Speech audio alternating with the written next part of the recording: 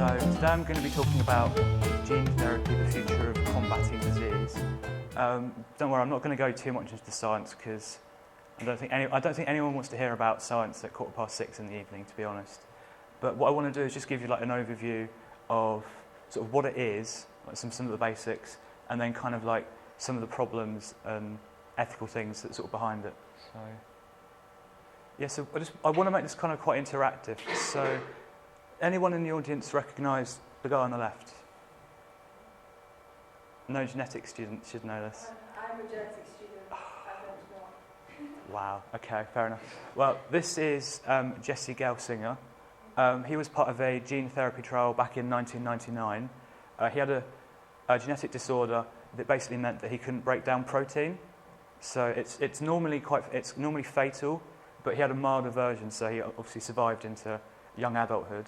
But in 1999, he took part in a trial to try and fix the disorder, but he actually died 4 days after the trial actually sort of began. So for a long time, it meant that gene therapy was basically, everyone thought, that's bad, let's just stay away from it. But I don't know, has anyone sort of read this recent article from April 2015 or seen it on the news or know anything about it?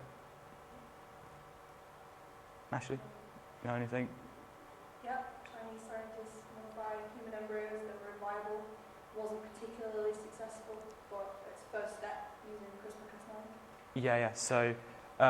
Yeah. So this was from April this year, and basically, some Chinese scientists took some embryos and tried to basically modify like their genes. Obviously, it wasn't very successful, and basically they said it doesn't work. We need to go back and rethink how we're doing it, because I think the success rate was something like 15% or something. So obviously, this is quite bad. So what I want to sort of give you an idea of is what gene therapy is and how it works. But as I said, I'm not going to go too much into the details because I don't know are there many non-science students? Really? Yeah, so I don't want to like scare anyone off by like going into like anything complex. But basically, what you have to understand is you've got some cells and they've got some genes that don't work properly. So muscular dystrophy, cystic fibrosis, that kind of thing. And basically, what gene therapy involves is you trying to fix it some way. So it might be like injecting a virus with the correct gene or some other kind of method. And why it's sort of seen as quite important is the fact that millions of people around the world are affected by genetic disorders. It's not a small group of people. So obviously, like if you can actually sort of cure them of the disorders, it's going to greatly increase like their quality of life. So you can imagine that instead of either dying like before birth or having like being born and then only surviving early childhood or whatever, if you can actually cure them, they might actually have like a reasonable lifespan and like a better quality of life. But obviously one of the main issues surrounding it is whether it's safe and whether it actually even works. So recently they've been trialling some sort of newer technologies such as TALENs and CRISPR, which are basically quite invasive, so they actually go right in and actually modify particular like bases and things. But as they saw from the Chinese trial, it was still very inefficient. And obviously one of the main issues surrounding it is the fact that in a lot of cases the cells or the patient develop cancer. So back in 2003 they did a trial on a group of children who had a particular genetic disorder, and 4 of them ended up developing leukemia. So obviously by trying to fix something that was basically like lowering their quality of life, they actually ended up giving them cancer. And I'm not sure if any of them actually died, but the fact that they gave them cancer was quite a bad thing.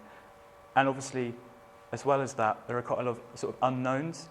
So kind of the more famous disorders like cystic fibrosis, as I said, we kind of understand it reasonably well, but sort of the more rarer genetic disorders and things still don't really understand exactly how they work. So obviously if you're going in and just interfering and sort of just chopping and changing genes and things without really knowing what's going on, you're obviously at massive risk of just messing it up completely. So Obviously, the main thing that sort of gets people a lot is whether it's actually ethical to go in and modify people's genes. So one of the big areas is somatic versus germline. Does anyone know what the difference between somatic and germline cells are? No? Okay. Well, basically, fair enough. This is really interactive. Great.